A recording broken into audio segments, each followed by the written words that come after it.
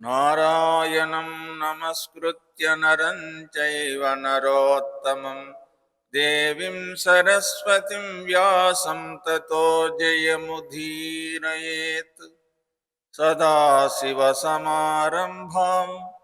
శంకరం వ్యాసశంకరమధ్యమాం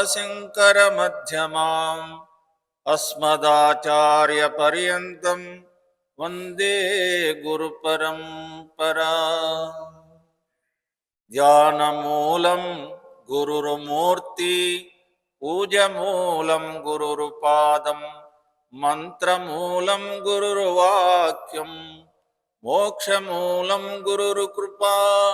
నిత్యం శుద్ధం నిరాభాసం నిరంజనం నిత్యబోధం చిదానందం నమామ్యహం. చిదానందం నమామ్యహం. శ్రీ గురుభ్యో నమః. హరి ఓం. ఈ పవిత్రమైనటువంటి మాఘమాసం, ఈ మాఘమాసంలో ఉండేటువంటి విశేషమైనటువంటిది ఏంటంటే, అందచందాలతో ప్రకృతి మాతంతా వర్ధిల్లుతూ లక్ష్మీ కళతో విరాజిల్లుతుండేటువంటి మాసములో ఈ యొక్క మాఘమాసం వస్తుంది. మాసాలలో 12 మాసాలలో విశిష్టమైనటువంటి మాసాలు ఏంటంటే కార్తీక మాసం, మాఘమాసం, వైశాఖ మాసం. ఈ 3 మాసాలు విశేషమైనటువంటి సిద్ధపురుషులైనటువంటి వారు ఆత్మసాక్షాత్కారం పొందడమే కాకుండా భగవంతుని అనుగ్రహం కలిగినటువంటి ఈ మాసాలలో పవిత్రమైనటువంటి అని మనకు పురాణం చెప్తా ఉంది. అయితే ఇది ఈ మాసంలో ఉండేటువంటి గొప్పతనం ఏంటంటే సంక్రమణ అనేటువంటిది వస్తుంది. ఆ సంక్రమణ అనేటువంటి భూమాత అనేటువంటిది మనకు ఉండేటువంటి ఆ భూమాత ఎక్కువ మనకు దూరంగా ఉండడం వల్ల ఈ విధంగా కాల పరిణామంలో ఈ చక్ర రూపంలో ఉండేటువంటి భూమాతకు సూర్యుడు ఉండేటువంటి వాడు దగ్గరికి వస్తూ ఉంటాడు, భూమి వెనక్కి పోతూ ఉంటుంది అని చెప్తారు. కాబట్టి దక్షిణాయనం నుండి ఉత్తరాయణంలోకి వచ్చింది. ఈ ఉత్తరాయణ పుణ్యకాలంలో విశేషమైనటువంటిది ఏంటంటే, చాలా పవిత్రమైనటువంటిది ఏంటంటే, మహాభారతంలో భీష్ముడు అంబసేన పైన ఆయన ఉండేటువంటి 56 రోజుల్లో 58 రోజుల్లో చెప్తారు. ఆ భీష్ముడు అంబసేన పై నుండి పుణ్యకాలమైనటువంటి ఆయనకు స్వచ్ఛంద మరణం ఉంది. ఆయన ఎప్పుడో పొంది ఉన్నాడు, సిద్ధపురుషుడు కాబట్టి భీష్ముడు అంబసేన పైన ఉండి ఆ యొక్క 56 రోజులు అలాగా ఆ రక్తం పారిపోతున్నా ఆ శరీరం పైన ఏ అభిమానం లేకుండా, ఆకాంక్ష లేకుండా, ఆ నిష్ఠతో, ఏకాగ్రతతో, తపస్సుతో అన్నీ వదులుకొని ఆ స్థితిలో ఉండేటప్పుడు అందరూ పవిత్రమైనటువంటి వారందరూ కూడా పంచభూతాలతో సాక్షి అయినటువంటి గొప్పవారైనటువంటి ఈ యొక్క పంచపాండవులు ఆయన దగ్గరికి వచ్చి కొన్ని నీతి ధర్మాలను, మేము రాజ్యాన్ని రేపు మా చేతికి వస్తే ఏమి జరపాలా, ఏ ధర్మాన్ని ఆచరించాలా, ఈ ప్రజలను ఎలా కాపాడాలా, ఏ ధర్మసూత్రాలు మేము తెలుసుకోవాలా అనేటువంటి కుతూహలతో ధర్మరాజు ముందు నిలబడి ఉంటాడు. ఆ ధర్మరాజు నిండు నిలబడినప్పుడు వరుసగా అందరు ఉంటారు, కానీ కృష్ణుడు మాత్రము తలపక్కకుంటాడు. ఎవరికి? భీష్ముడికి తలపక్కుండి అప్పుడు అనేకమైనటువంటి ధర్మాలన్నీ చెప్తూ నాయన, నేను స్వచ్ఛందబంధమైనటువంటిది కాబట్టి నేను ఆ యొక్క పుణ్యకాలమైనటువంటి ఆ వచ్చే పుణ్యకాలం కోసం నేను వెయిట్లో ఉన్నాను అని, తథా మీ నోట ఏదైనా చెప్పండి, పవిత్రమైనటువంటి మాటలు ఏదైనా చెప్పండి అంటే, నేనెంత నాయనా ఈ అనంత కోటి విశ్వాన్ని నడిపించేటువంటి మహామహుడైనటువంటి సాక్షాత్ కృష్ణ పరమాత్మ పక్కలో ఉన్నాడు. ఆయనను అడగండి, ఎంత నేను పాపమైనటువంటి ధర్మాన్ని ఎంత ఆచరించలేకపోయినా పాపకన్లతో ఈ దేహముతో చేసినటువంటి దుష్కర్మలతో నేను ఇట్లా పరీక్షలో ఉన్నాను, నాకేం తెలుస్తుంది అంటే అప్పుడు ధర్మరాజు స్వామి మరి ఎలా అంటాడు. మరి ఎవరు చెప్తారంటే లేదు లేదు నేను చెప్పను, భీష్ముడే చెప్తాడు అని కృష్ణుడు సందేశం ఇస్తాడు. అప్పుడు భీష్ముడు చెప్పేదే శాంతం పద్మాసనస్థం శశిధరం శాంతాకారం భుజగశయనం పద్మనాభం సురేశం విశ్వాధారం గగన సదృశం మేఘవర్ణం శుభాంగం లక్ష్మీకాంతం కమలనయనం యోగిరుధ్యానగమ్యం వందే విష్ణుం భవభయహరం. అది చెప్పినటువంటి గొప్ప సందేశం ఏంటంటే విష్ణు సహస్రనామం ఈయన నోటతో చెప్పించాడు. ఎవరు? కృష్ణుడు. అప్పుడు అద్భుతమైనటువంటి విష్ణు సహస్రనామం ఆయన ద్వారా వచ్చింది. అందుకే పవిత్రమైనటువంటి నిష్ఠాతుడైనటువంటి వారి చేతనే పలికించాడు. ఎందుకు? కృష్ణునికి అన్ని తెలుసు, కానీ ఈయన చేతనే చెప్పించాలనేటువంటి ఆ విష్ణు సహస్రనామం చెప్పాడు. ఆ తర్వాత వచ్చినటువంటి భీష్ముడుగా అంత సమయంలో ఆ యొక్క విష్ణు సహస్రాన్ని అంతా మొత్తం చెప్పిన తర్వాత ఇంకా ఆసన్నమైనది, నాకు ఉత్తర పుణ్యకాలం వస్తుందని శుద్ధ అష్టమి రోజు చక్కగా బ్రహ్మముహూర్త కాలంలో స్వచ్ఛందమైనటువంటి మరణాన్ని తీసుకొని ఆయన కైవల్యాన్ని చేరుకునేదానికి అందరు పుష్పాలతో దేవతలు అందరూ కూడా ఆశీర్వదిస్తారు. అప్పుడు భీష్ముడు అయితే అష్టమి రోజు చేస్తే భీష్ముని ఎలా అంటే అప్పుడు కృష్ణుడు చక్కగా చెప్తాడు, లేదయ్యా ఇంకా ముందొచ్చేది జయ ఏకాదశి అనేటువంటి జయం అనేటువంటి ఏకాదశి ఉంది, జయము కలగాలనేటువంటి ఏకాదశి ఉంది. కాబట్టి మాఘమాసంలో ఉండేటువంటి ఆ రోజు నీది భీష్మ ఏకాదశిగా పొడుతుంది. మొత్తం ప్రపంచమంతా కూడా ప్రజలందరూ కూడా నిన్ను స్తుతిస్తారు అని భీష్మ ఏకాదశి చెప్పారు. అది భీష్మ ఏకాదశిగా మనకు కొనియాడుతూ ఉంది. అయితే దీని తర్వాత వచ్చేటువంటి మనకు ముందొచ్చినటువంటిది ఏంటంటే భీష్మునికి చేయాల్సినటువంటి అర్ఘ్యపాదాలు ఎప్పుడంటే మనకు ఈ రథసప్తమి వస్తుంది. రథసప్తమి రోజు భీష్ముని ప్రాతకాలంలో బ్రహ్మముహూర్త కాలంలో నది స్నానం కానీ సముద్ర స్నానం కానీ ఏదైనా చేసి అప్పుడు ఆ సూర్యోదయానికన్నా ముందే చేసేటువంటి జిల్లడాకులు 7 జిల్లడాకులు ఒకటి తల మీద, భుజాలపైన, మోకాళ్ళకు, పాదాలకు అన్నిటికీ కట్టుకోవాలి. కట్టుకొని తర్వాత వచ్చేసి కొంచెం తైలం వేసుకోవాలి. నూగల నూనె తైలం కొంచెం పైన వేసుకోవాలి. తర్వాత రేగు పండ్లు పెట్టి సముద్ర స్నానం చేస్తే వారికి అనంతమైనటువంటి రోగ శక్తి జరగడమే కాకుండా ఆశీర్వాద బలం వస్తుందంటే ఆ మాఘమాసంలో చేసే స్నానానికంతా వచ్చేటువంటి పుణ్యం ఆ రోజు ఒక్కరోజు వస్తుంది అని. అది రథసప్తమి రోజు చేయాల్సినటువంటిది. అది తర్వాత వచ్చేసి పంచభూతాలకు నివేదన ఇస్తే సూర్యుడు లాక్కుంటాడని ఆ రోజు నైవేద్యం పెట్టమని చెప్పారు. పాలతో చేసినటువంటి ఈ విధంగా మనం అది చేస్తాం కదా, గుడాన్నం అంటే పాయసం, బెల్లం పాయసం చేస్తాం. అది నైవేద్యం ఇచ్చి ఆయనను సూర్య భగవానుడికి అర్ఘ్యం వదిలితే అనంత కోటైనటువంటి 84 లక్షల జీవరాశులకు అందరికీ పాప పరిహారం చేస్తాడంట. ఎవరు? భీష్మ ఏకాదశి ఆ సప్తమి, అదే రథసప్తమి రోజు చేస్తే అంత ఆశీర్వాదం ఇస్తా అంట. అందుకే ఆ రోజు అర్ఘ్యం వదలమన్నారు. ఆ రోజు సూర్య భగవానుడికి అర్ఘ్యం వదిలితే మనకు సంవత్సరం చేసినటువంటి జన్మజన్మాల నుండి చేసినటువంటి పాపాలన్నీ పరిహారం అవుతాయని. అయితే అది ఎంతమందికి చేయాలా? ఆ అర్ఘ్యం వదిలేటప్పుడు ఆయన కథ చెప్తారు భారతంలో. ఆయన బ్రహ్మచారి కదా, గృహస్థుడు కాదు. కానీ పిండాలు పెట్టి అవన్నీ చేసే అధికారం ఆయనకు లేదు. ఎందుకంటే బ్రహ్మచారి కాబట్టి. అయితే ఆయన నా తండ్రికి నేను ఎందుకు పిండం పెట్టకూడదని సముద్రంలో పోయి పిండం పెడతాడు ఆయన. ఎవరు? భీష్ముడు. పెడితే ఆ పిండాన్ని తీసుకుండేదానికి లోపల నుండి తండ్రి లేస్తాడంట. చెయ్యి నానా పెట్టు నానా నేను తింటానన్నాడు అని ఆ చేసి చాపుతాడంట.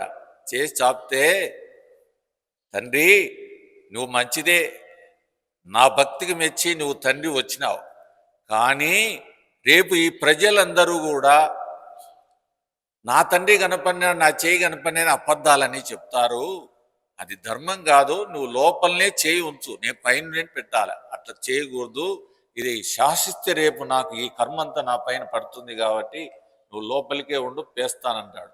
అంటే అంత భక్తిగా ఉండేటువంటి ప్రజలకు ఆచరణ చూపించినటువంటి ఎవరు? భీష్ముడు. అందుకే అర్ఘ్యపాదంలో ఉండేటువంటి అంత గొప్పతనం ఉంది అని చెప్పి మనకు భారతంలో చెప్తారు. అయితే ఈ పంచమైనటువంటి ఈ జిల్లడాకులు పెడతాం కదా, అవి మనలో ఉండేటువంటి చక్రాల 7 చక్రాలు మనలో దాగి ఉన్నాయి.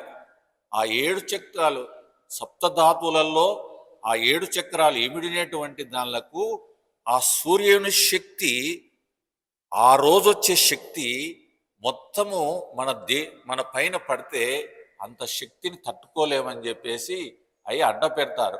అయితే అది ఆ శక్తిని కాపాడేటువంటి ఆ జిల్లడి ఆకులకు ఉందని, అందుకు కాబట్టి అవి పెట్టి అవి చేస్తారు. అయితే ఈ మాఘమాసంలో ఉండేటువంటి గొప్పతనం ఏంటంటే, మఘ అనేటువంటి గంధర్వుల యొక్క దేవలోకంలో కథ జరుగుతూ ఉంటుంది. అంటే నాట్యం జరుగుతుంటుంది. ఇంద్రుడు కూర్చో అంటాడు, అంత నాట్యం జరుగుతూ ఉంటుంది. సప్తరసులు అందరూ ఉంటారు. అందరూ ఒకరిపైన ఒకరు చాలా అందం పైన అందంగా ఉంటారు.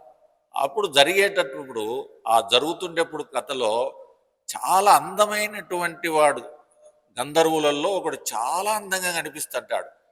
దాంట్లో ఒక కన్యకు వానిపైన మనస్సు పడుతుంది. ఆ మనస్సు పడతానే ఆ స్తంభించిపోతుంది. ఆ నృత్యము ఆ నాట్యం అంతా స్తంభించిపోతుంది. ఆ స్తంభించిపోయినప్పుడు ఉగ్రుడై లేస్తాడు. ఇంద్రుడు లేచి ఎవరిది అని అప్పుడు ఆయన శాపం పెడతాడు. శాపం ఇస్తే వాళ్ళు కుష్ఠరోగిగా వచ్చి అడవుల పాలైపోయి ఇద్దరు భార్యాభర్త అందహీనులైపోయి ఆ కన్య ఈయన ఇద్దరు పడిపోయి కొట్టుకుంటూ కాలం అంతా గడుపుతూ తిండి లేక తిప్పలు లేక ఏమేమో జరుగుతుంది. కానీ ఈ జయ ఏకాదశి రోజు ఒక చెట్టు కింద వీళ్ళిద్దరూ నివాసం ఉంటారు. వస్త్రాలు లేక ఏమి లేకుండా ఉంటారు. ఆ ఉండేటప్పుడు ఆయన ఆ జయ ఏకాదశి రోజు అప్పటికే కొన్ని రోజుల నుండి పస్తుండారు. కానీ ఆ రోజు నిద్ర లేకుండా ఆ చెట్టు కింద ఇద్దరు గుమ్మి కూర్చున్నారంట. ఆ కూర్చుంటే పైన పోయేటువంటి బ్రహ్మదేవుడు పరమశివుడు వీళ్ళందరూ పోతూ ఉండేటప్పుడు ఆకాశంలో పోతే వాళ్ళకి ఆశీర్వదించినారంట. ఆ రోజు మీరు పుణ్యమైనటువంటి వ్రతాన్ని చేసినారని మీకు వచ్చేటువంటి మళ్ళీ యథాస్థానం మీకు శాప విమోచనం కలుగు అని చెప్పేసి వారికి ఆ శాప విమోచనం కలుగుతుంది. అంటే ఈ యొక్క మాఘమాసంలో ఉండేటువంటి ఏకాదశి పవిత్రమైనటువంటిది, సిద్ధమైనటువంటిది, చాలా గొప్పది అని చెప్పి అందుకే దీన్ని జయ ఏకాదశి అని పేరు వచ్చింది. అట్లాగా ఈ సప్త అంటే 7 రకాలైనటువంటి పాపాలు చేస్తుంటాడంట జీవుడు. మానవుల్లో, పక్షులలో అన్నిట్లలో కర్మలు జరుగుతుంటాయంట. పాపకర్మలన్నీ జరుగుతుంటాయి. 7 రకములైనటువంటి పాపాలు ఉంటాయి. దాంతో ఏంటంటే కన్నుతో చేసే పాపం, చెవుతో చేసే పాపం, నోటితో చేసే పాపం, చేతులతో చేసే పాపం, కాళ్ళతో చేసే పాపం, అలాగనే శరీరంతో చేసే పాపాలు అన్నీ కూడా ఈ మాసములో ఎవరైతే మాఘస్నానం చేస్తూ చక్కగా శివకేశవులైనటువంటి వారిని పారాయణ కానీ ఈ మంత్రం కానీ విష్ణు సహస్రం అంతా చదివాల్సిన పని లేదు. ఇది ఒక్కటి ఈ శ్లోకాన్ని ఈ నెలంతా పఠిస్తే ఒక 10,000 ఒక 1,00,000 చేస్తే వారికి 14 జన్మాలుండి చేసిన పాపకర్మలన్నీ పటాపంచలం అయిపోతాయంట ఈ మాసంలో చేస్తే. అంటే 7 రకములైనటువంటి పాపాలని పరిహారం అయిపోతాయంట. కాబట్టి ఇంత ప్రసిద్ధమైనటువంటి మాఘపురాణంలో ఉంది ఇది. మాఘపురాణాన్ని పారాయణ చేసినట్లయితే తెలుసుకోవచ్చు, దాంట్లో ఉంటుంది ఇదంతా. ఇట్లా కర్మలు ఎందుకు చేస్తున్నాడు జీవుడు అంటే దీనికి ముఖ్యమైనటువంటిది ఏంటంటే ఈ కర్మకు చేయాల్సినటువంటిది ఎందుకు వచ్చిందంటే మానవునికి జీవుడు దేవుడు అనేటువంటి 2 భేదాలు ఉన్నాయి ప్రపంచంలో, ద్వైతం అద్వైతం అనేటువంటి. కర్తృత్వ భావము భోక్తృత్వ భావముతో ఉండేటువంటి వాడు జీవుడు, కర్తృత్వము భోక్తృత్వము లేనటువంటి వాడు దేవుడు.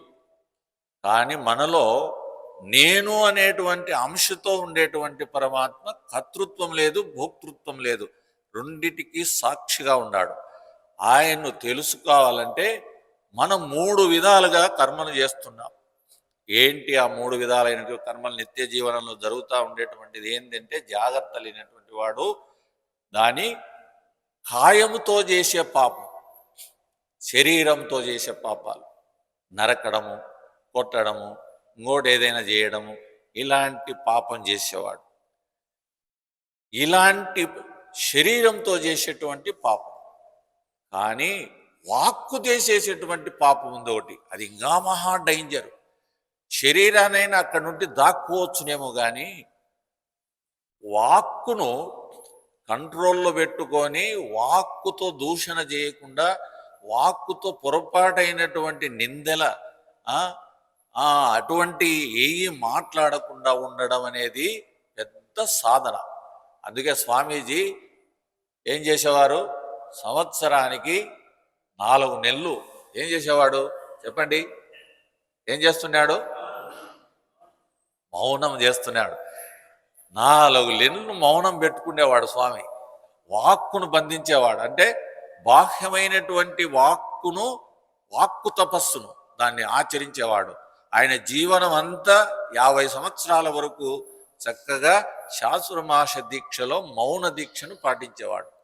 ఎన్ని కష్టాలు వచ్చినా, ఎన్ని నష్టాలు వచ్చినా, ఎన్ని బాధలు వచ్చినా, ఆరోగ్యం క్షీణించినా, ఏమి జరిగినా ఆ 4 నెలలు నోరు విప్పకుండా దాన్ని కాపాడుకునేవాడు. ఆ వాక్కు తపస్సును చేశాడు. అందుకే ఆ వాక్కు తపస్సు వల్లనే ఈ ఆశ్రమాన్ని స్థాపించగలడు, ఈ ఆశ్రమాన్ని పోషించగలడు, ఈ ఆశ్రమానికి కావలసినటువంటి శక్తిని పెట్టి చేసినటువంటి మహనీయుడైనటువంటి స్వామీజీ. అందుకే వాక్కు నియమము ఉండాల. అందుకే వాక్కు నియమం లేనటువంటి వానికి ఏ కార్యం సిద్ధించదు, ఏది చేయలేడు, ఏ పని చేయలేడు.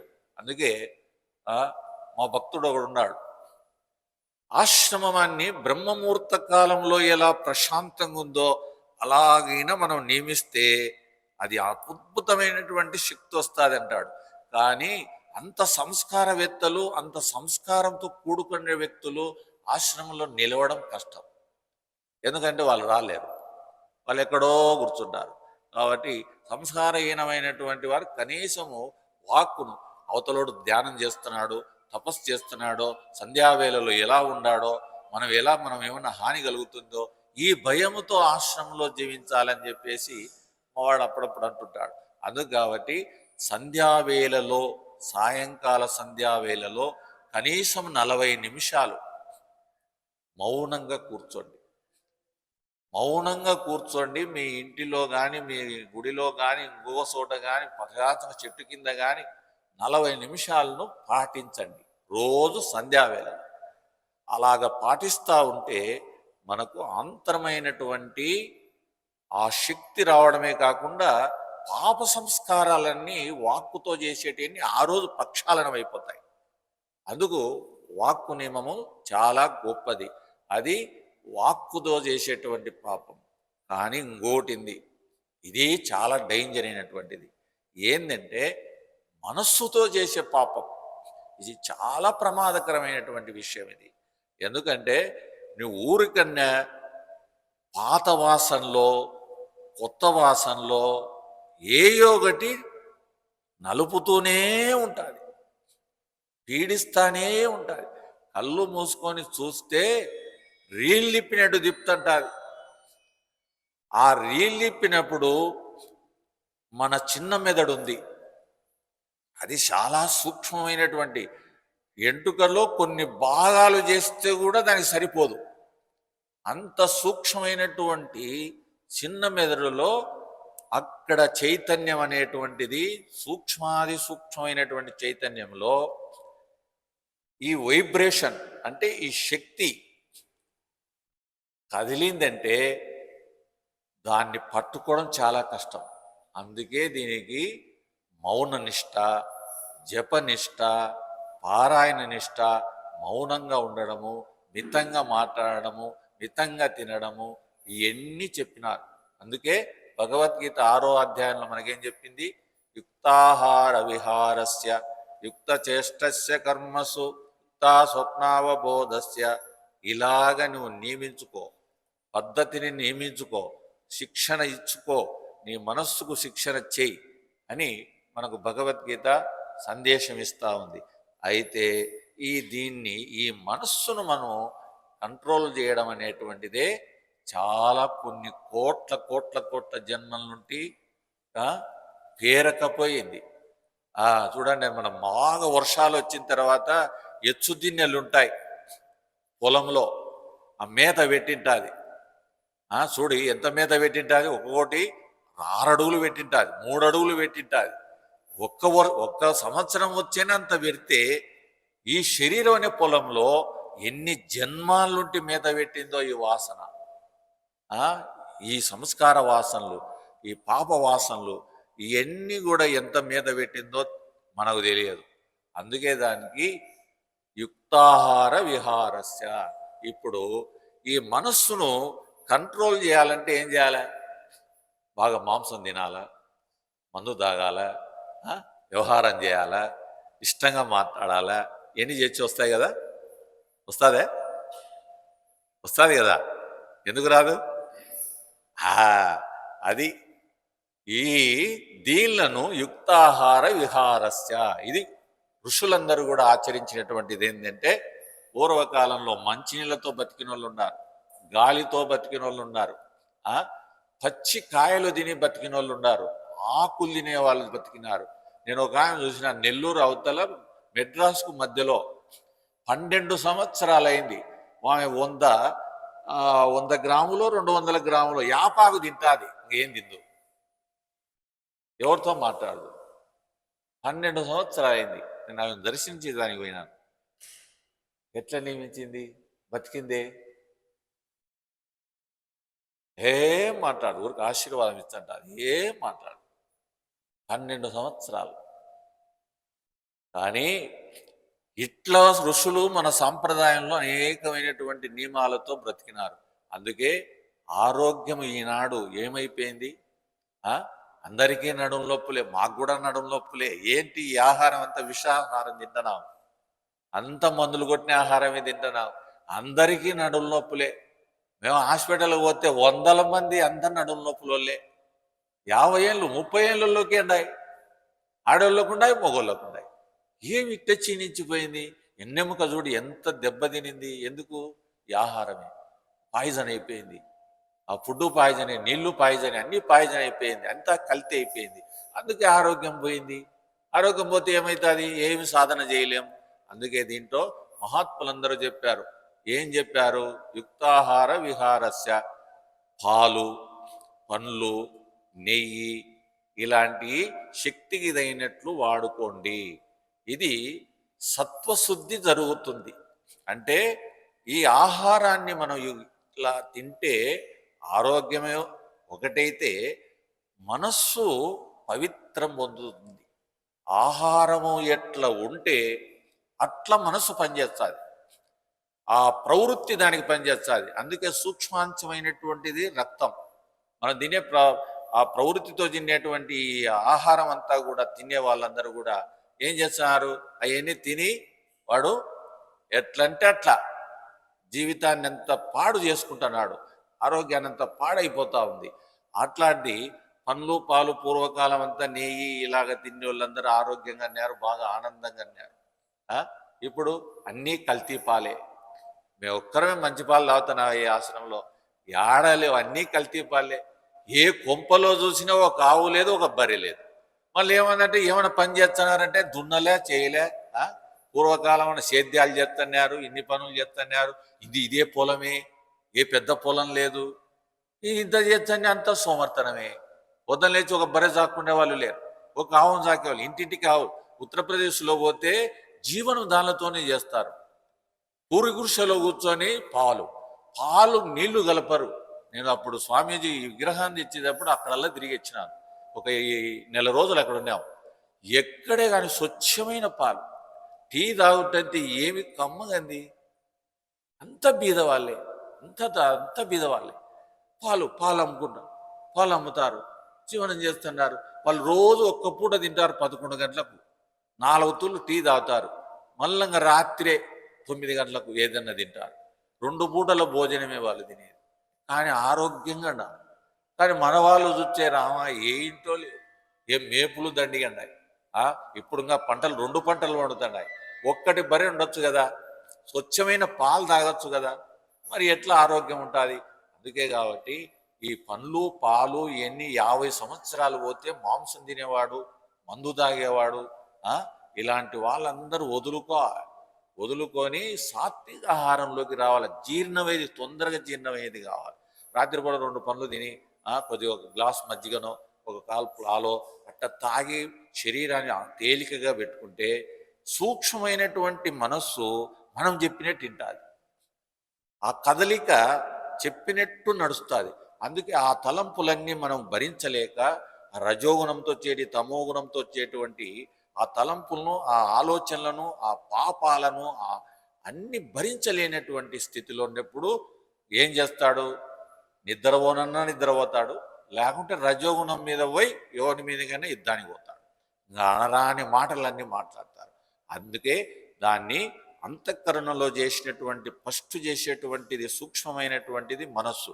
ఆ మనస్సుతో చేసే పాపం అంతా ఇంత కాదు. ఎందుకంటే ప్రతి మనిషికి తెలుస్తుంది, ఒక్క సెకండు మనస్సు నిలపడం అనేటువంటిది సాధ్యమైన విషయం. ఎంత కష్టం అంటే అంత కష్టం. మనస్సు కదలకుండా చూడాలంటే ఇంకా వాడు బ్రహ్మ పదార్థాన్ని పొందినటువంటి వాడే. అందుకే దాన్ని మనకు అష్టావక్రవుడు చెప్తాడు, ఈ రికాపులో పెట్టిన ఆ రికాపులోనే ఆయనకు ఎవరికి దర్శనం ఇచ్చినటువంటి వారి పేరేం పేరు? ఎవరికి? ఏ చక్రవర్తికి ఇచ్చినాడు చూడు ఆయన? ఏ చక్రవర్తి? జనక చక్రవర్తికి రాజ్యాన్ని మొత్తం ఆయన వచ్చినాడు, అందరినీ బంధించి పారేసినాడు. మహాబ్రాహ్మణులను, పండితులను అందరినీ బంధించి పారేస్తున్నాడు. మీకు ఆత్మసాక్షాత్కారం పొందినారా? మీరు అబద్ధాలు చెప్పి దేశాన్ని మోసం చేస్తున్నారా? నీకు తెలిసిందే చెప్పు. శాస్త్రం చెప్తుంది, మాకు తెలియదు. శాస్త్రం చెప్తే అందరినీ లోపలేసినాడు, అందరిని మొత్తం లోపలేసేసినాడు. ఈయన 8 వంకర్లతో వచ్చాడు. ఇంకా అందరిని చూసినాడు మహానుభావుడు. ఇంకా ఈయనకి ప్రశ్న చెప్పాలంటే సాక్షాత్తు శ్రీమన్నారాయణమూర్తి రావాలి. కాబట్టి ఈ వేషంలో వచ్చినాడు అష్టావక్ర మహాను. ఆ రూపంలో వచ్చి ఆగు అన్నాడు, నిలబెట్టాడు. వీళ్ళందరినీ ముందు శరసాలు ఉంటే ముందు వదిలిపెట్టన్నాడు. ఏమయ్యా నువ్వేమో పెద్ద సొట్టలు తిరిగేచ్చాం, పెద్దగా మాట్లాడుతున్నావు, ఏం తెలుసు అన్నాడు. ఏం తెలుసో లేదో నీకు ఏం అడిగినావు కదా, దానికి నేను జవాబు చెప్తా. నా మీద నీకు విశ్వాసం ఉంటే మొత్తం వదిలే అన్నాడు. నాకు వాళ్ళు ఇప్పుడు ధైర్యంగా చెప్పినోడు ఇప్పటికి లేడు. నువ్వు ఒక్కని వచ్చినావు, ఇంత ఒక్కరగా అన్నావు, ఏమో చూస్తావు, నిన్ను కూడా లాస్ట్లో చూస్తే మంచిదని చెప్పేసి వింటాడు జనక చక్రవర్తి. విన్నప్పుడు అందరిని వదిలేసినాడు. వదిలేసిన తర్వాత నీకు ఒక ధర్మం తెలుసా అంటాడు. ఏంటో చెప్పండి అన్నాడు. గురువుకు దక్షిణ ఇచ్చేటువంటిది ఒక సాంప్రదాయం ఉంది కదా, ఆ గురుదక్షిణ ఇవ్వాలి కదా, ఏదైనా నీకు ఉపదేశం చేయాలన్నా, మంత్రం చెప్పాలన్నా, కూడా చేయాలన్నా అని అడుగుతాడు. సరే స్వామి, ఈ ధర్మాన్ని ఉంది, శాస్త్రం చెప్తా ఉంది, శాస్త్రాలు చెప్తున్నాయి కూడా, చెప్పండి అన్నాడు. సరే, నేను అడిగిన దక్షిణ అన్నీ ఇవ్వాల్సిందే, నేను అడిగినట్టు ఇస్తే నీవు చెప్తా. అప్పుడు ఆయన అన్నీ అడిగాడు. ఆ 3 రకాలైనటువంటిది ఏంది? ఆ? మొత్తం రాజ్యాన్ని అడిగినాడు, దేహాన్ని అడిగినాడు, మనస్సును అడిగినాడు, అన్నీ అయిపోయినాయి. ఇంకా తీసుకుపోయినాడు, అడవిలోకి తీసుకుపోయినాడు. ఈ రికాపులు ఉంటే ఆ రికాపులు పెట్టి ఆగు అన్నాడు. అంతే. ఇంకా మనస్సు ఇచ్చి నాకేముంది, ఆగిపోవడమే కదా. ఆ సమాధిలోకి ఎగిరిపోయినాడు. ఇంక వెళ్ళిపోయినాడు, లేడు, అడ్రస్ లేడుగా, కనపల్లే. ఇంకా పరివారం అంతా వచ్చి ఇంకేదేదో గందరగోళం అంతా చేసి అటు చేసి ఏర్పాటు చేసినాడు, మంత్రం చేసిపోయినాడు. ఒక్కరుగా నేను పట్టుకరాకుండా అన్నాడు. పోయి పట్టుకో. మళ్ళీ ఆయన అక్కడే అడవుల్లోనే అన్నీ తిరుగుతున్నాడు. ఎక్కడ పోతాడు, వీళ్ళకి గుణపాఠం చెప్పాలి కదా. అవి అట్టాడు తిరిగి మళ్ళా దొరికినాడు. రా, ఏం మా రాజును బంధించి పారేసినావు, నువ్వు ఏం మంత్రం వేసినావు, మా రాజును లేపుతున్నావు, మా రాజ్యం అంతా ఏం కావాలి, మీ ప్రజలవంతా ఏం నాశనం కావాలా, ఎట్ట సరేలే వస్తానే. జనకా లేయి అన్నాడు. స్వామి అన్నాడు, ఏమి నన్ను ఎందుకు లేపినావు? నేను ఆత్మానందంలో, అద్భుతమైనటువంటి ఆత్మానందంలో ఉంటే నాకు మళ్ళీ ఈ ప్రపంచంలోకి ఎందుకు లేపావు అంటే, నీ ప్రారంధము కొన్ని కోట్ల జన్మల నుండి భోగ ప్రారంధం ఉంది, ధన ప్రారంధం ఉంది. ఈ రెండిటిని తరిగిపోవాలి అంటే మంచి మంచి దాన కర్మలు చేసినాడు, భోగాలు అనుభవించినాడు, అన్నిటినీ త్యాగం చేయలేంగా. అందుకు కాబట్టి ఇంకా ప్రారంధం ఉంది, ఈ జన్మలో సాధ్యం పూర్తి అవుతుందో లేదో నీకు సాక్షాత్కారం కలిగింది కదా అని చెప్పారు. అట్లా మహాత్ములందరూ కూడా మనకు ఈ విధంగా అన్ని ధర్మాలు చెప్తూ వచ్చినారు. కాబట్టి మన శాస్త్రం అలా చెప్తా వచ్చింది. చూడండి, ఇప్పుడు ఈ మాఘమాసంలో ఉండేటువంటి పవిత్రమైనటువంటి మాఘమాసంలో ఉండేటువంటి పంచకర్మలు అంటే సప్తధాతులతో చేసే కర్మలన్నీ కూడా, పాపాలన్నీ కూడా పరిహారం చేయాల. రోజు ఈ మాసమంతా చేయాల్సింది బ్రహ్మముహూర్త కాలంలో కనీసం 4:30కు, 60 ఏళ్ళకు నిద్ర రాదు, 10, 11 అనుకునే నిద్ర రాదు.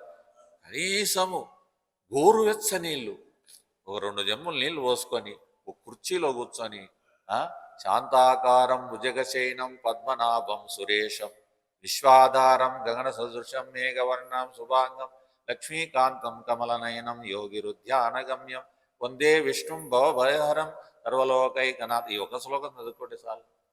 విశ్వారాయణ అంతా చేయాల్సిన పనిలే, అది కూడా చేసే చాలు. ఈ నెలంతా తగిన ఒక్క మంత్రాన్ని నువ్వు అనుకుంటూ, నడుచుకుంటూ, పోతుంటూ, నోచుంటూ, పోతండు, చేతండు, ఎప్పుడు అనుకో ఆ మంత్రాన్ని. అద్భుతమైనటువంటి శక్తి నీకు వస్తుంది. ఎందుకంటే విశ్వశాస్త్రం అంతా మొత్తం చదవాలంటే తప్పులు వచ్చాది, దాన్ని మళ్ళీ భావం ఉండదు, మనసు మీద నిలబడదు, మనసు ఎక్కడికో పోతుంది. ఇది ఒక మంత్రాన్ని అనుకుంటుంటే కాలం గడిచిపోతుంది. కాబట్టి ఈ విధంగా ఈ మాఘమాసంలో చేయాల్సినటువంటి మగ అనేటువంటి పాతకాన్ని పోగొట్టుకోవాలంటే మాఘమాసములో పవిత్రమైనటువంటి, చూడండి, మన గొప్ప 12 మహాశివరాత్రులు, మాస శివరాత్రులు 12 అని చెప్తారు. ఆ 12లో 12కు మించినటువంటి శివరాత్రి ఏది? ఇప్పుడు మాఘమాసంలో వచ్చే శివరాత్రి ఏమంటారు? మహాశివరాత్రి. మహాశివరాత్రికి బ్రహ్మముహూర్త కాలంలో 4 గంటలకు లేచి గదిలో కూర్చొని మళ్ళీ బ్రహ్మముహూర్త కాలం వరకు ఆ గదిలో నుండి బయటికే రాకూడదు. ఆజ్ఞలు వేసుకోవాలి. ఆజ్ఞలు వేసుకొని కొన్ని మంచినీళ్ళు వెతకాలడ. ఏం శరీరం అనేది ఏం పోతుంది? కూర్చొని ఓం నమ శివాయ అని మంత్రం చేయొచ్చు, ఓం నమ శివాయ మంత్రం చేయొచ్చు, రుద్రం చదవచ్చు, నమ్మకం చదవచ్చు, ఏమైనా చదవచ్చు. ఆ 24 గంటలు కూర్చొని బ్రహ్మముహూర్త కాలం నుండి లింగోద్భవము సమయములో నీవు శివుణ్ణి చక్కగా ఆరాధించినట్లయితే నీకు తప్పక ఈ 12 చేసేటువంటి మాస శివరాత్రుల కన్నా మహాశివరాత్రి చాలా పవిత్రమైనటువంటిది, చాలా అద్భుతమైనటువంటిది. కాబట్టి మేము ఆ బ్రహ్మముహూర్త కాలంలో లేకుండా లింగోద్భవం సమయంలో గురువుగారు మొదలు పెట్టిపోయినారు. కరెక్ట్గా 11:40 పెట్టి 12కు మేము మహాశరుకు రసంతో సుమారు దాదాపు ఒక 10-15 మంది కూర్చుంటారు. చక్కగా నమ్మకం చమకం రుద్రంతో ఓం నమ శివాయని చక్కగా పారాయణ చేయించి ఆ లింగోద్భవ సమయంలో ప్రతి సంవత్సరం జరుగుతూ ఉంటుంది ఆశ్రమంలో. అది భక్తి ఉండే వాళ్ళు నిలబడతారు, భక్తి లేని వాళ్ళు పోతుంటారు. కానీ ఆ మహాశివరాత్రినైనా ఈ మాఘమాసంలో ఆచరించండి.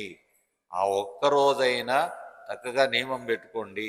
ఆ రోజు శివపురాణాన్ని మహాపారాయణ చేస్తే అద్భుతమైనటువంటి పాప పరిహారం జరుగుతుంది. తర్వాత ఆరోగ్యము చేకూరుతుంది, సంకల్ప సిద్ధి కూడా కలుగుతుంది. కాబట్టి ఆ రోజు చక్కగా మనం చేయాల్సినటువంటి జిల్లెడు పూలతో చేయాల్సినటువంటిది. ఆ రోజు జిల్లెడు పూలతో గిన చేస్తే చాలా శక్తివంతంగా పనిచేస్తారు. అవి తెల్ల జిల్లెడు పూలతో చేస్తే మంచిది. అలాగనే పంచామృతంతో చెరుకు రసంతో చక్కగా శివుణ్ణి ఆరాధిస్తే చక్కగా మనకు పాప పరిహారము జరిగి ఈ ఆధ్యాత్మిక ఆది భౌతిక ఆది దైవికం అనేటువంటి యొక్క పాపాలన్నీ పరిహారం జరిగి మనం భగవంతునిలోకి చేరేదానికి, ఎందుకంటే చాలా పవిత్రమైనది. ఎందుకంటే మానవ జన్మను విలువగట్టనిటువంటిది. ఎందుకు తెలుదా మనకు దాని గురించి, ఎందుకు ఆ విలువ తెలియదంటే మన అనేక జన్మాల నుండి చేసినటువంటి పాప సంస్కారాలన్నీ మనను అది ఆ భయాన్ని, ఆ భీతిని, ఆ పాప భీతిని మన హృదయానికి పుచ్చుకోవడం లేదు. అందుకే ఆర్తితో భగవంతుడు చెప్తాడు, ఆర్తో జిజ్ఞాసు అర్థార్థి జ్ఞానీచ భరతర్షభ. ఈ ప్రపంచంలో ఉండేటువంటి నలుగురు నా భక్తులు ఉండారయ్యా, వాడు ఆర్తితో చేసిన నన్ను వాడిని రక్షిస్తానని చెప్పి భగవంతుడు మనకు హామీ ఇచ్చినటువంటి భగవద్గీతలో ఉంది. కాబట్టి ఇలాంటి యొక్క పవిత్రమైనటువంటి దానాన్ని మనము దీంట్లో ఇంకొకటి ఏం చేయాలంటే దానం చేయాలి. ఎందుకంటే దానం కొద్ది బిడ్డలు అంటారు, దానం కొద్ది స్థితి అంటారు. అందుకు కాబట్టి పత్రం పుష్పం ఫలం తోయం అని భగవంతుని దగ్గర పోయినట్లు గుడ్డివారు, కుంటివారు, గతి లేని వాళ్ళు, వస్త్రం లేని వాళ్ళు, వాళ్ళకు కూడా ఈ మాసములో దానం చేసుకోవాలి. ఏం చేయాలి దానం అంటే, చెరుకు తినే వాళ్ళకు చెరుకు దానం చేయొచ్చు, బెల్లం, నూగులు, తర్వాత వచ్చి నూగల నూనె. ఏ గుడికిన ఈ నెలంతగిన నూగల నూనె తోగిన శివాలయంలో కానీ, రామాలయంలో కానీ, చెన్నకేశ్వర స్వామి దేవాలయంలో కానీ ఆ నెలంతా అఖండలంగిన నూగల నూనెలతో పెడితే ఆ కుటుంబానికి అద్భుతమైనటువంటి శక్తి కాకుండా, ఐశ్వర్యమే కాకుండా రోగాలు పటాపంచలమైపోతాయని మనకు మాఘపురాణంలో చెప్తారు. కొందరు రాజులు చేశారు అట్లా, ఇప్పుడు కూడా కొందరు చేస్తుంటారు. కానీ ఆ నూగల నూనెతో చక్కగా దీపం ఇళ్ళల్లో కూడా పెట్టి ఈ నెలంతా కూడా బ్రహ్మముహూర్త కాలం 5:30 అట్లా లేచి చక్కగా ఇళ్ళను శుభ్రం చేసి దీపం వెలిగించండి. తర్వాత ఇంకొక సంప్రదాయం మన దాంట్లో వచ్చింది ఏంటంటే, సంకురాత్రి నుండి మళ్ళీ పాడ్యం వరకు 16 రోజుల పండుగ అంటారు. గొబ్బెమ్మలు పెట్టేవాళ్ళు పూర్వకాలంలో, ఇంటింటికాడ గొబ్బెమ్మలు ఉండేటి. కానీ దాంట్లో శనగపిండి, బియ్యపిండి, మినప్పిండి ఇవన్నీ కలిపి బాగా నుగ్గులు పెట్టేవాళ్ళు. ఆ నుగ్గులు పెట్టి చక్కగా రథముగిన సూర్యరథాన్ని గిన వేస్తే ఆ ఇంటి ముందర ఆ గొబ్బెమ్మలు 11, 21 అలాగా 27, 16 ఇలాంటి గొబ్బెమ్మలు పెట్టి ఆ రథం మీద పెడితే ఆ ఇంటికి అష్టైశ్వర్యాలు వస్తాయని ఆ 16 రోజులు చేస్తే. కానీ ఈ సాంప్రదాయంలో మనకు ఉండేటువంటి సనాతన ధర్మంలో ఉండేటువంటి ఇప్పుడు ఏవీ లేవు. ఎందుకంటే అంతా అపార్ట్మెంట్ల్లోనే, ఈడు పెడితే వాడి కోపం, వాడు పెడితే ఈడు కోపం, వాడు ఈ వాళ్ళకి వస్తే కోపం, వాడు ఆ వాళ్ళకి వచ్చే కోపం. ఏం చేసేదానికి ఒకటి లేచి శబ్దం చేస్తుంటే, ఏం పనిలే నిద్ర రాలేదు మీకు, 9 గంటల వరకు పండుకోరాదు, ఏంటి మీ ఇంట్లో గొడవ చేస్తుంటారే, ఈ రికమెండేషన్. వాడు వాచ్మెన్ గాడు వచ్చి చెప్తాడు, ఏమయ్యా మీరు ఎందుకు ఇట్లా లేస్తున్నారంటాడు. ఏం స్వతంత్రం లేదో చూడండి, స్వతంత్రం అంతా కోల్పోయినాం. అప్పుడు పల్లెలలో ఉండేటప్పుడు ఎవరింటికాడు వాళ్ళు వీళ్ళు పెట్టారంటే వాళ్ళు పెట్టారంటే వాళ్ళు ఇలాగా మన సాంప్రదాయం ఉండింది. ఆ గోమాత గోపేడను పెడితే అది తీసుకొచ్చి సూర్యోదయానికి ముందే ఆ పేడతోగిన పొంగలి చేసి పెట్టి పొలముగోలో చల్లుతే చక్కగా పంట వచ్చేదంట, ఏ పురుగు పట్టదంట. పూర్వకాలం పులి జల్లుతున్నారు ఉంది కదా, మీకు అర్థం ఉంది. అప్పుడేంది హింస చేసేది కాదు, ఇది చేయాలి. ఇది పోయి చల్లుతే చక్కని పంట వస్తుంది. ఆ 16 రోజులు చేసినటువంటి ఆ బొగ్గు పీడలను తీసుకుపోయి పెట్టి చక్కగా పాలు పోసి ఆ పొంగల్ చేసి అది ఆ భగవానునికి, సూర్య భగవానికి నైవేద్యం ఇచ్చి అది పోయి పొలంలో చల్లుకొని ప్రసాదం ఇంట్లో వాళ్ళు తింటే అద్భుతమైన శక్తి వచ్చేది. ఇప్పుడు ఇవన్నీ మొరటంట. ఈ సాంప్రదాయం అంతా మొరటైపోయింది. ఈరోజు సాంప్రదాయంలో ఉండేటువంటి సరిగా స్త్రీలు సీరియల్ కట్టుకోవడంలే. ఏ దరిద్రం వచ్చిందో చూడు మన దేశానికి. ఎంత దరిద్రం వచ్చింది. లక్ష్మీ కళతో వచ్చేటువంటి వాళ్ళు జడలు వేసుకొని పూలు పెట్టుకొని చందనం పెట్టుకొని వస్తుంటే గాలులు వచ్చే లక్ష్మీమాత ఇంట్లోకి వస్తుందిరా అనిపించేది. ఇప్పుడు దయ్యాల మోకాలు, అందరూ ఇల్లు ఎట్టని పరిస్థితి, దయాల మాదిరి. చూడి ఆ కాలంలో ద్వాపర యుగంలో ద్రౌపదికి ఆపదొస్తే, ఆమెకేదో వాళ్ళు దుర్మార్గులైనటువంటి వాళ్ళు వస్తే వాడు శాసనుడు వాడు ఉప్పు పట్టుకొని లాగి సభలోకి తీసుకొస్తే ఆ కురులు ఇప్పితే వామి ఇప్పలే. ఆ కురులు ఇప్పితే ఆ కురులు ఇప్పినే పరిస్థితిలో ఆ సందర్భంలో ఆమె ఎంత బాధపడిందో ఏమో తెలియదు. కానీ ఆ కురులను మళ్ళీ వాడిని ప్రతీకారం తీర్చేంత వరకు ఆ కురులు ముడివేయలేదని మనకు భారతంలో కథ వస్తుంది ద్రౌపది. కానీ ఈరోజు మన భారతదేశంలో ఆమె ఆపదల్లో వాడులాగితే కురులు ఇప్పినారు, ఆమె ఇప్పుకోలే. కానీ ఈరోజు మన భారతీయుల్లో ఉండేటువంటి స్త్రీలు ఈ పొద్దు ఏం చేస్తున్నారు, ఆమె ఆ రోజు ఇప్పింది, ఆ సమయం బట్టి ఇప్పింది. ఈరోజు ఫంక్షన్లకు పోయినా, పెళ్ళిళ్ళకు పోయినా, గుళ్ళోకి పోయినా, మొన్న ఒక ఆమె వచ్చింది పూజ చేస్తుంది. అమ్మా నేను చీర కట్టుకొని వస్తే అభిషేకం చేస్తాను, లేకపోతే చేయనని చెప్పాను. ఆమె పొరపాటు అయిందిలే అన్నాడు. ఏమో లేపు అన్నాడు. అమ్మ ఆ కొప్పు బయటికి పోయి బిర్రుగా మూడేసి రాపో, నీళ్లు శివుని మీద నీళ్లు పోయాలి. ఆమె నాకు అలవాటు లేదు కానీ ఏమో పోయాను లేదు.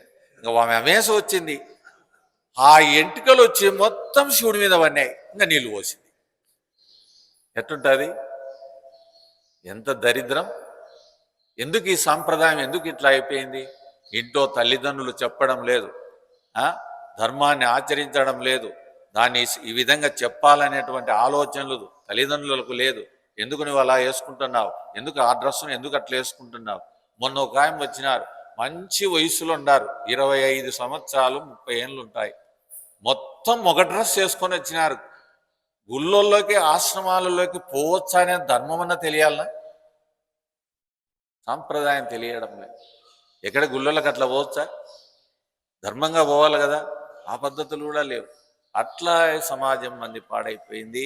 కాబట్టి దయచేసి తల్లిదండ్రులకు అనేటువంటి వాళ్ళను పిల్లలను క్రమశిక్షణగా సాకండి, సాత్వికమైనటువంటి ఆలోచనలను పెంచండి, సాత్వికమైనటువంటి ఆహారాన్ని నియమించండి. ఈ విధంగా మన సమాజాన్ని మీరు కాపాడుకుంటే, అందుకే దీనికి ఒక్క పాపం పోవాలంటే ఒకే మాట చెప్పాడు ఎవరు, వ్యాసుల వారు ఒకే ఒక గొప్ప మాట చెప్పాడు. ఏంటంటే, కృతయుగములో తపస్సులో బ్రహ్మ సాక్షాత్కారం పొందినారంట, త్రేతాయుగములో చక్కగా ఆచరించినారంట, ద్వాపర యుగంలో ఆచరణను గుళ్ళో పెట్టినారంట. ఆచరణ తీసుకుపోయి గుళ్ళో పెట్టినారంటే సగుణారాధనలో పెట్టినారంట. సగుణారాధన అంటారు. ఇప్పుడు మనం దేవతల గుళ్ళల్లో కడుతున్నాం కదా, అట్లా సాయిబాబాలు అంటే అట్లా రకరకాలైన గుళ్ళల్లో కడతారు, దాంట్లో పెట్టినారంట. కలియుగములో ఎక్కడ పెట్టలేదంట, హృదయమనే పాడు చేసి పెట్టుకున్నారంట, హృదయమే పాడైపోయిందంట. అందుకే కలియుగములో ఒకటే ఒకటి చెప్పాడు మహాత్ములందరూ చెప్పినటువంటి మాదంటే, నామస్మరణ చేయండి, పాపాలు పోతాయి. నువ్వు అమ్మవారిని స్మరిస్తావో, శివుణ్ణి స్మరిస్తావో, రాముని స్మరిస్తావో, ఎవరిని వెంకటేశ్వర స్వామి ఒక్క దేవుణ్ణే నమ్ముకోవాలి, ఒక్కన్నే స్మరించాలి, అదే లక్ష్యం మీద పెట్టుకోవాలి. అందుకే పూర్వకాలం మన పరంపరలో వచ్చినటువంటి ఇష్టమైన మంత్రాలనేది అందరూ చదువుకుంటే శక్తి రాదు, ప్రాణం శక్తి రాదు, ఆ న్యాసం లేనిది ఆ సిద్ధించదో మంత్రం అని గురువులు పరంపరలో మనకు ఉపదేశం పెట్టారు. పరంపరగా ఉండేటువంటి రాజర్షులైనటువంటి వాళ్ళు ప్రాణపస్థాశ్రమంలో 50 సంవత్సరాలు అయితే వానప్రస్థాశ్రమంలో చేరి గురువు దగ్గర పోయి మంత్రోపదేశం, భార్యాభర్త మంత్రోపదేశం తీసుకొని గృహస్థ బ్రహ్మచర్యాన్ని పాటిస్తూ చక్కగా నామజపం చేసుకుంటూ పూజా కార్యక్రమాలు చేసుకుంటూ కాలం గడిపేవాళ్ళు. ఈ కాలం అట్లా లేదు కాబట్టి భగవన్నామాన్ని ఒక గురువును ఆశ్రయించి, ఎందుకంటే ఒక గురువు ద్వారా తెలుసుకుంటే అది లక్ష్యం కుదురుతుంది. తర్వాత ఏంటంటే ఆ మంత్రం ఎంత చేస్తే అంత ఫలితమే కాకుండా గురు శక్తిని పంపిస్తుంటాడు. ఆయన రోజు 10 మంది శిష్యులు ఉండాలనుకో, నువ్వు 1000 జపం చేసినావు అనుకో, ఆయన 20,000 జపం చేయాలి. ఎందుకంటే ఈ శిష్యునికి పోతాది. అందుకే స్వామీజీ ఎక్కువ శిష్యులను చేసుకోలే. స్వామికి అన్ని కీలకాలు తెలుసు. శిష్యులే లేరు స్వామికి. కూర్చోబెట్టి మంత్రోపదేశం చేసిన శిష్యులు ఎవరే కనుక కనపడలే. ఒక ఇంజేట్ ఆయన ఒక ఆయన అన్నాడని స్వామి చెప్పేవాడు. వానికి ఒక్కనికి చెప్పినారా కూర్చొని మంత్రం చెప్పినాడు. కొందరికి చెప్పినాడు అనుకో, మళ్ళీ తర్వాత చెప్పినాడు. కానీ ఆ నిష్ఠ లేదు. అంటే ఆ గురుభక్తి, ఆ నమ్మకము, ఆ మంత్రం మీద శక్తి, దానిపైన విశ్వాసం. అందులో కలియుగములో భగవన్నామాన్ని స్మరించుకోండి. భగవన్నామానికి మించింది ఇంకొక పాపాలు పరిహారం అయ్యేదానికి వేరేది లేదు అని చెప్పి మనకు అద్భుతమైనటువంటి సందేశం ఇచ్చిపోతాడు. చూడండి, మకర సంక్రాంతి వస్తానే నీ కాలం తిరిగిపోతుంది, చూసుకో, నువ్వు పోతావు, బూడిపాట్లు అయిపోతావు, మరణంలోకి పోతావు అని కాలం చెప్పిపోతా ఉంది. సూర్యుడు వచ్చి చెప్పిపోతున్నాడు, పండగలన్నీ చెప్పిపోతున్నాయి, అన్నీ ఉపదేశం చెప్తున్నాయి. చూడ పంచమి వచ్చింది, ఏది ఏది పంచమి, ఏ పంచమి అంటారు? వసంత పంచమి. వసంత పంచమి వచ్చింది. ఆ వసంత పంచమి ఏం చెప్పిపోతుంది అంటే, నువ్వు 64 విద్యలతో ఎన్ని జన్మాలుంటో మునిగిపోయినావు, ఆత్మవిద్య తెలుసుకోలే అని సాక్షాత్తు ఆ మహాశక్తి అయినటువంటి శారదాశక్తి అయినటువంటి సరస్వతీదేవి ఉపదేశం ఇచ్చేదానికి ఆ సప్తమి రోజు ఆమె దర్శనమిచ్చేదానికి వచ్చిందంట. ఆ సంసారం అనేటువంటి నావలో ఈ సముద్రం అనేటువంటి బ్రహ్మసాగరంలో అంటే జ్ఞానసాగరంలో ముంచేదానికి వచ్చిందంటే, ఏ భక్తుడున్నాడు, ఏ జ్ఞానిండాడు, ఎవడున్నాడు, వాళ్ళందరినీ ముంచేదానికి వచ్చిందంట. అది సప్తమి. ఆ పంచమి వచ్చినటువంటి సందేశం అది. అంత గొప్ప సందేశం ఇచ్చింది. దానికి ఏం చేశారు, పూర్వకాలంలో 5 ఏళ్ళ బాలుడు ఉపదేశం అంటే నామకరణం, అక్షరాభ్యాసం 5 ఏళ్ళ నుండే ప్రారంభించాలని ఒక నియమం శాస్త్రంలో చెప్పినటువంటిది. 5 ఏళ్ళ నుండి తర్వాతనే చేయాలి, నీ బుద్ధి పుట్టేట్టు చేయకూడదు. ఆ రోజు ఆ పంచమి రోజు చక్కగా గురువును ఆశ్రయించి, గురువు ఉంటే ఆ పరంపరలో గురువు ఉంటే గురువు దగ్గరికి తీసుకుపోవాలి. పిల్లవాడిని తీసుకుపోయి గురు పూజ చేసి చక్కగా అక్కడ కూర్చోబెట్టి వానికి సంస్కారం అంతా నేర్పించి ఆయన ఆశీర్వదించి పలకదుద్దుతాడు. ఓం నమ శివాయ సిద్ధం నమః అనేటువంటి మంత్రాన్ని దుద్దిస్తాడు. ఆ దుద్దించిన దానికి వానికి ప్రావీణ్యుడు జ్ఞానం 64 విద్యల్లో ఏ ప్రావీణ్యత పొందుతాడో ఆ గురువు ఆశీర్వాదం బట్టి, వాని జన్మ సంస్కారం బట్టి, కొన్ని జన్మలుంటేటువంటి వాని పుణ్యం బట్టి వానికి 64 విద్యల్లో ఏ విద్య అయినా అవ్వచ్చు. కానీ ఫైనల్ ఏంటంటే ఆత్మవిద్య గొప్పది. ఆత్మవిద్యను అనుగ్రహించేదానికి గురువు దగ్గరికి పోయి చక్కగా చేసి, అప్పుడు ఏం చేసేవాళ్ళంటే, పూర్వజన్మలో నాకు విద్య అబ్బలేదు, ఇంకోటి రాలేదంటే అప్పుడు దానం చేయమని, పెన్నులు దానం, పలకల దానం, పుస్తకాల దానం అన్ని బీద వాళ్ళకు పంచమన్నారు. అంటే కోటీశ్వరులుగా ఉండేవారు. ఆ రోజు చేస్తే వానికి అందరికీ ఆశీర్వాదం, ఆ సరస్వతీదేవి అనుగ్రహం కలుగుతుంది అని మనకు ఈ వచ్చేటువంటి పంచమి చాలా పవిత్రమైనటువంటి ఈ కాలంలోనే వస్తుంది, ఈ మాసంలోనే పంచమిది. అది గొప్ప పంచమి. కాబట్టి ఇన్ని కారణాల వల్ల ఈ యొక్క మాఘ పౌర్ణమి వచ్చింది. కనీసం అంటే 7 రోజులు మాఘ స్నానం చేయండి. తల్లులారా తండ్రులారా, మాఘస్నానం 7 రోజులన్నా చేయండి, శివరాత్రి లోపల చేయండి, ఈ మాఘమాసం పోందోలికే చేయండి. ఎందుకంటే 16వ తేదీ మాఘమాసం పోతుంది, పాల్గొన మాసం వస్తుంది. కాబట్టి 7 రోజులు బ్రహ్మముహూర్త కాలంలో లేచి సముద్ర స్నానం ఒక్కరోజు పోయి చేసేస్తే ఈ మాసంలో నువ్వు నెలంతా చేసినట్లు. తర్వాత పారే నీటిలో చేస్తే ఒక ఫలితము, బావిలో చేసేది ఒక ఫలితము, బోరు దగ్గర చేసేది ఒక ఫలితం. కానీ ఏది అందుబాటులో ఉంటే 7 రోజులు మాత్రం చేసి గౌరీ పూజ చేయండి. ఇంట్లో నూగల నూనె దీపం పెట్టి గౌరీ పూజను ఆచరించినట్లయితే ఆ ఇంటికి దారిద్ర్యము, ఆరోగ్యము, భాగ్యము అన్నీ ఆశీర్వదిస్తుంది. ఆ మహాశక్తి కాపాడుతుంది. మిమ్మల్ని అందరినీ కాపాడుగాక.